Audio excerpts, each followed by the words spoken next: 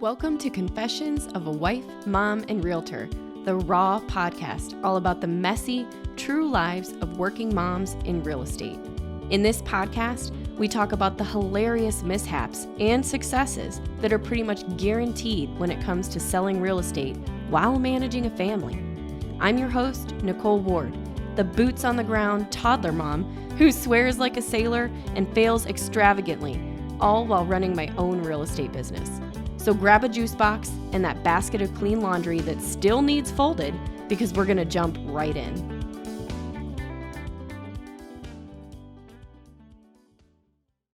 Hello, everyone. It's Nicole Ward, your host to Confessions of a Wife, Mom, and Realtor. Today, I've got Amber Jones with me. Amber, how are you? Hi, good. How are you? I'm doing good. Tell me where you're located because most of the people I interview are actually kind of local to me. So tell me where you are. Yeah, so I'm actually in Bern, North Carolina. Okay. Is it near the coast? Yeah, we are on the coast, and we are in between. I guess we're about like an hour and 45 minutes from Raleigh. So, Okay. yeah, that's probably our closest larger town, and then we're close to Greenville, Jacksonville area. Okay. Yeah. So you're a good long distance drive for me. So I'm not even going to try to calculate in my mind how long it would take me to get to you. Yeah. But you're a drive. So tell me a little bit about your family. Who's in your family? What's your family like? So, my family, I have a 2-year-old boy. He's going to be 3 actually in March. His name is Jasper. He's the youngest. He was born right a couple days before the world shut down, before the pandemic. Pre-COVID. Yeah. In the hospital with him about to go home, and they were like, yeah, so there's no school and everything's shut down. And I'm like, great, I have a newborn and 2 other older kids to homeschool. I don't really know how this is going to work, but we got through it. And Okay. 2 older kids. So my next youngest is my daughter Saoirse, and she's 7. And then I have a 9-year-old boy, Julius, who's the oldest. Oh my goodness, just a house full of kids. I love it. Yep. And then I recently got engaged, and so he's new things coming, Yeah. wedding at some point. Yay! Have you planned it all out? Not really. We're kind of just taking it slow.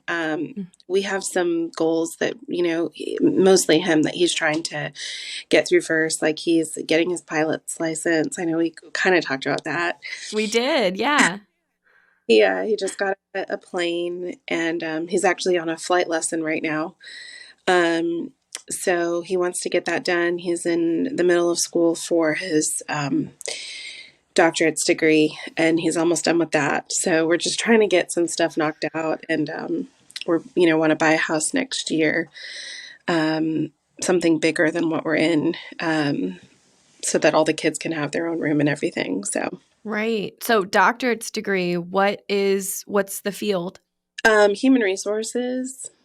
Okay. And so is he working in that field right now, I'm assuming, and then went back for his doctorates? He's not working in it yet. Like that's a goal that he's trying to get to, but right now he works for the VA.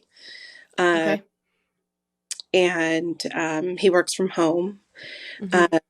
So he has, flexible time. But yeah, he plans to get into it, but for the education, he just wanted to get that degree. So Sure. And I have to say, because I know you said he's working for the VA, I'm on a streak right now. I think you're the 3rd person in a row I've interviewed, but you are also a veteran, correct? yes. Okay. So what service were you in? Yeah, so I was in the Navy for about 10 years. And my last duty station is actually what brought me here to New Bern, North Carolina. I was stationed at Cherry Point. Oh, wow. Okay. And what was your job? Logistics specialist. Oh, so you were in the logistics. I was in the, Air Force, so we called it a squadron, but I was in the logistics squadron as well. How funny. Yeah. Yeah. So were you like in the paperwork side or were you in the field? Um, I kind of did a little bit of both. Okay. It had different jobs, throughout my time. So I kind of did, Right. Did a yeah, little of everything. That's the way yeah. it works. So, when did you get your real estate license and how old were your kids when you got your license? So I got my license in 2000, the end of 2016, going into 2017. And my daughter, I didn't obviously have Jasper then, but my daughter was about 2 and Julius was around 4.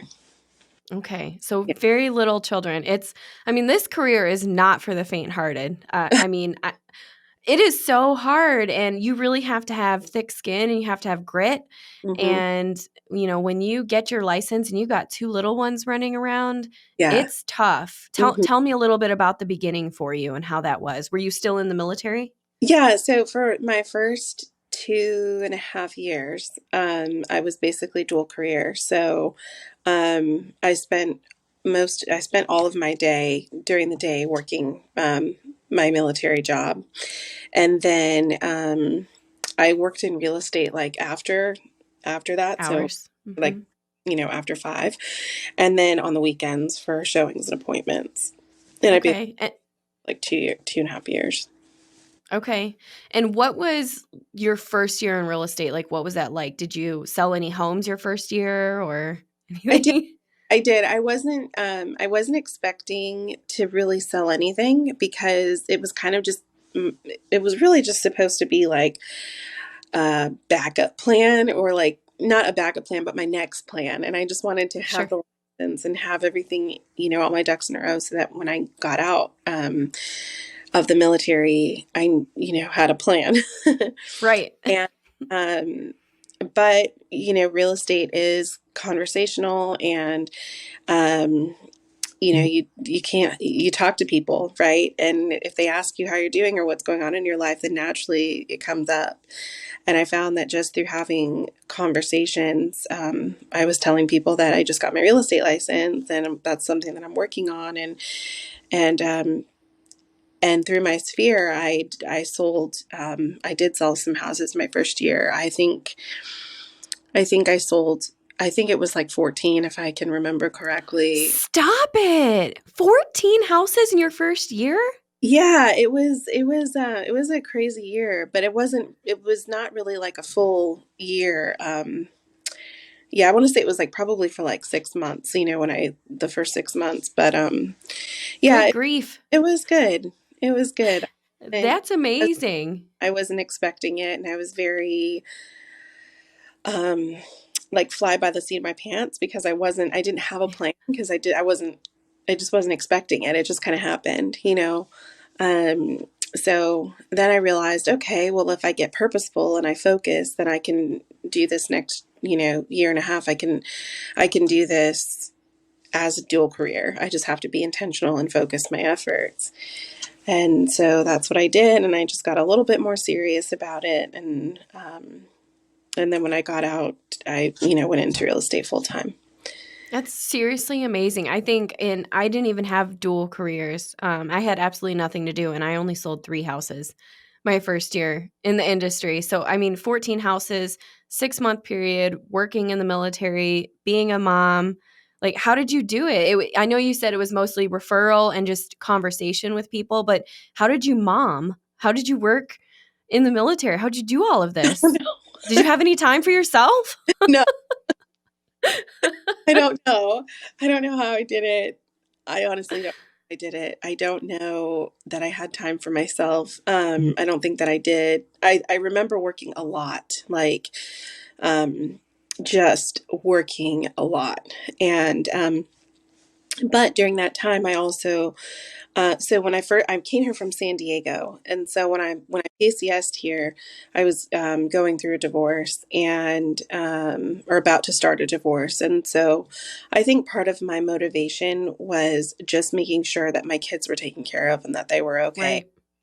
and and and so I don't know, it's kind of like that adrenaline where it's like you don't even realize that you're just working so much because you just do whatever it takes. And that's kind of where That's mom life. I'm. Yeah. That's being a mom. We do what needs to get done, and Hmm. it doesn't matter who, what, when, where, how. Hmm. Like, our kids need to be taken care of, and we're going to do what we need to protect them. So Yeah. that's amazing. Yeah. Kudos to you, mama. Thank you. So now you are, several years in. I mean, and we're 6 years past 2016, 5, 6 years. Yeah. And now you have another one and you're engaged and you're moving forward. So comparatively, what does your business look like now? Like, what's the structure of your business? Do you have a team? Yeah. So now the structure of my business has changed a little bit in 2020. At the, let's see.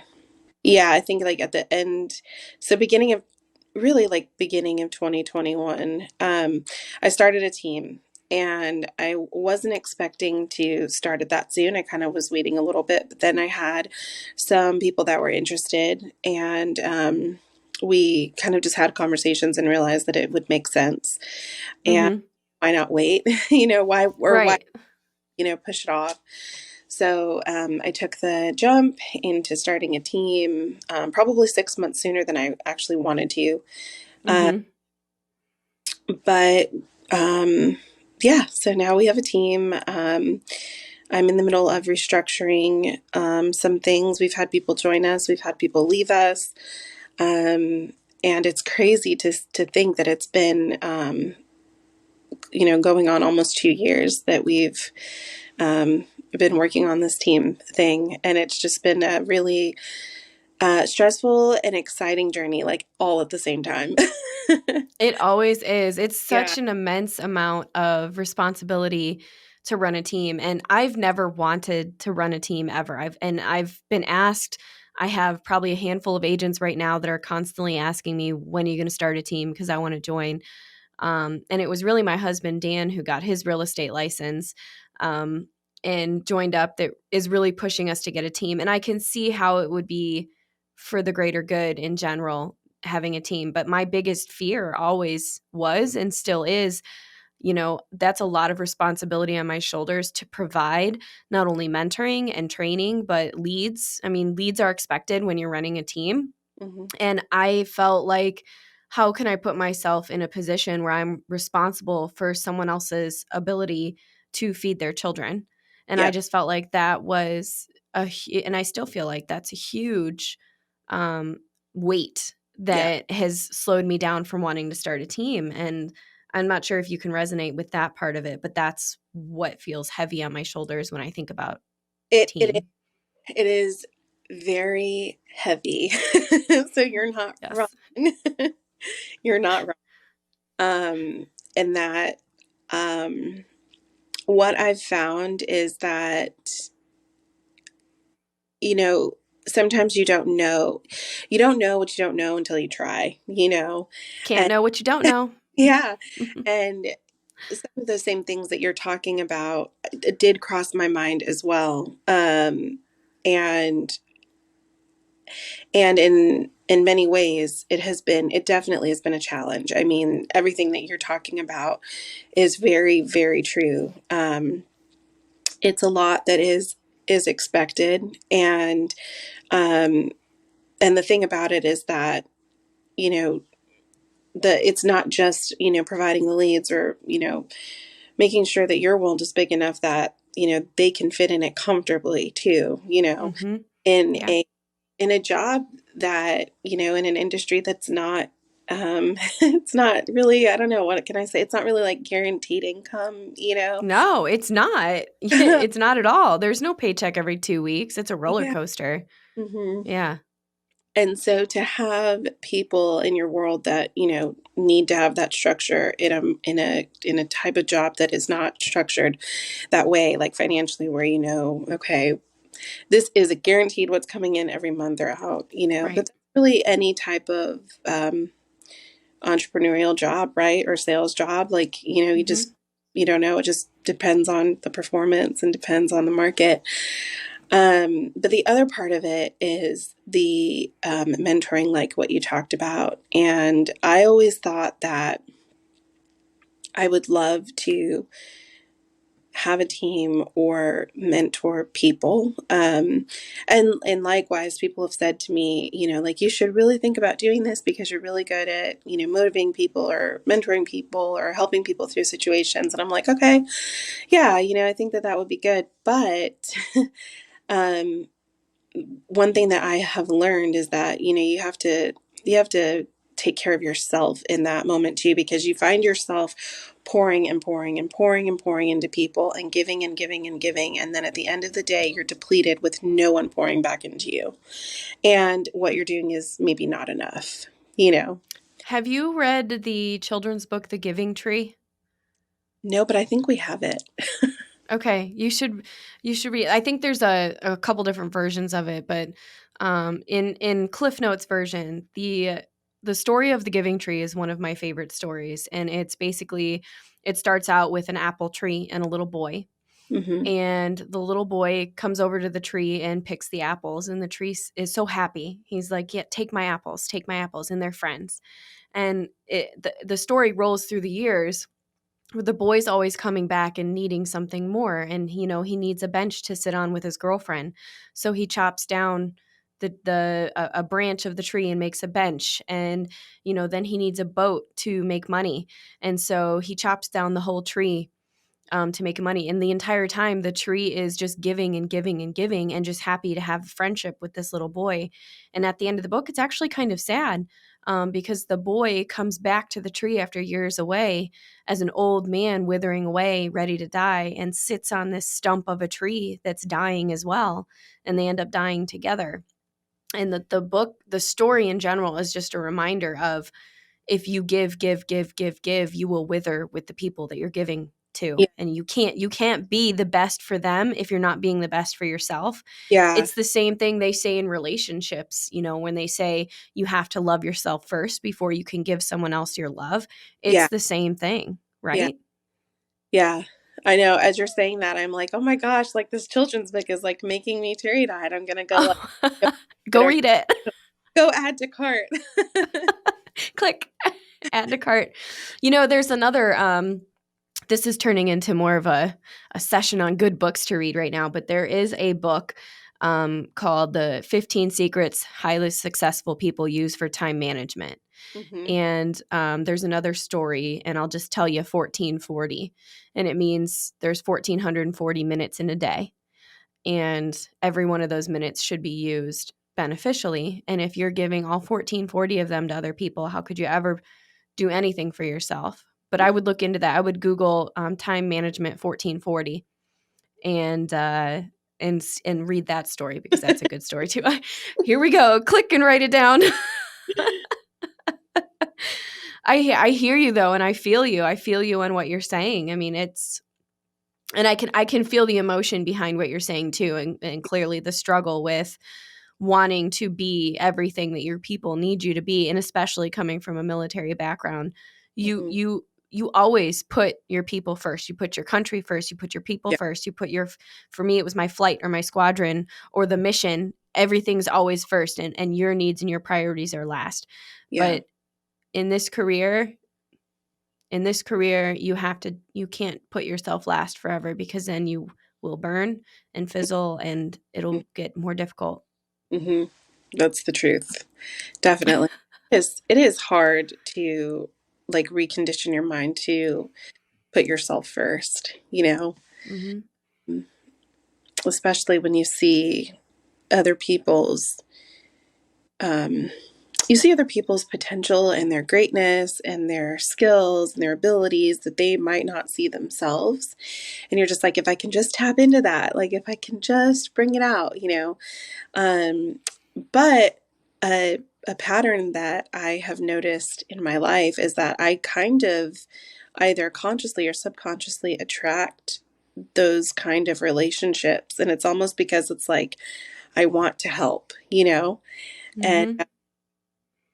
and yeah, I end up putting those kinds of things first, before myself. And like you're saying in real estate, you can't really do that because not only do you need time for yourself physically and mentally to just kind of like unwind, but also you need time for your own business. Yeah. Yeah.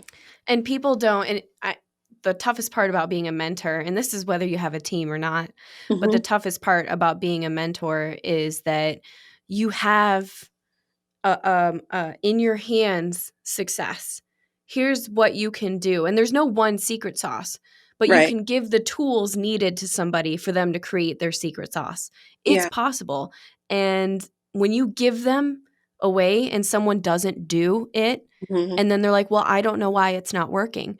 Well, Yeah. because you're not taking action, you're not doing it. And now I feel like I have to give up more of my time to do it for you Yeah. because you're not doing it for yourself. And that takes away from your business, and it hurts your family income, and it hurts your personal income and your business income when you do that. Mm-hmm. So I get it. Yeah. Yeah. I get it. But So I'm sorry, go ahead.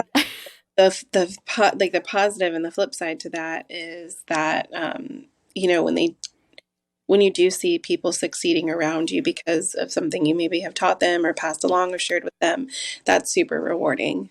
It feels so good. It Mm-hmm. feels so amazing. Mm-hmm. I feel that too. I have a couple of girls on my team right now that, not my team, my group, my partners, agents that kind of aligned with us in the last year and a half, and have just exploded with just the simplest changes. Mm-hmm. So it's super rewarding.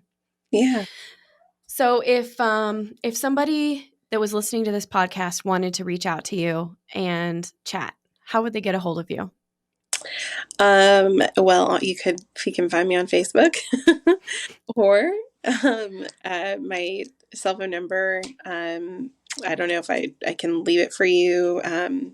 Yep, I have it. I'll put it in the podcast show notes, you guys. If you want to get a hold of Amber, you can find her on social, Amber Jones, New Bern, North Carolina, or Yep. you can contact her directly on her cell phone, whichever way is best to reach out, but you can definitely reach out.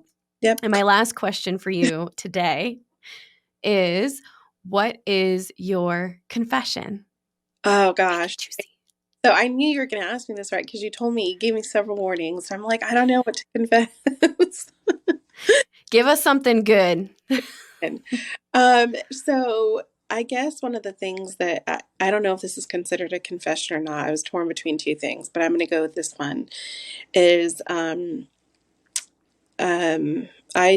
deal with imposter syndrome, and I think a lot of us probably do in this business, or as moms, you know. But yeah, that's my confession, is that it's very real, and you may not realize that that is what you're feeling. But I read up on it a little bit, and I'm like, yeah, that is actually a very real thing in how I feel a lot of times. So basically, just the thought that your success or your journey is not real, and that you're kind of just like looking for the next thing. It's kind of like, pinch me, are you sure? Mm-hmm. um, You know so what's funny?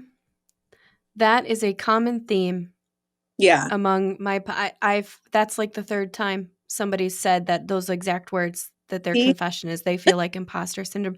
No, you know Yeah. what you're doing is you are reinforcing that this is a real thing that a Hmm. lot of women, moms, realtor moms, are facing, that Yeah. they feel like it's not real, or that they're living a life that they don't deserve or shouldn't be living or haven't earned, or whatever it may be. Hmm. Totally, I get it. And I have felt that several times. I still feel it. It Yeah. depends on the day. But yeah, that's a good one. Yeah. Well, I appreciate you coming on this show, and I would encourage anybody who wants to reach out to Amber to reach out to Amber and chat. And you guys stay tuned for next week, because it is going to be an awesome one. Thanks, Amber. You're welcome. Thank you. Hey, mamas. Thanks for tuning in to Confessions of a Wife, Mom, and Realtor. If you liked today's confession, make sure you subscribe to hear more juicy stories from other realtor moms like you. See you next week.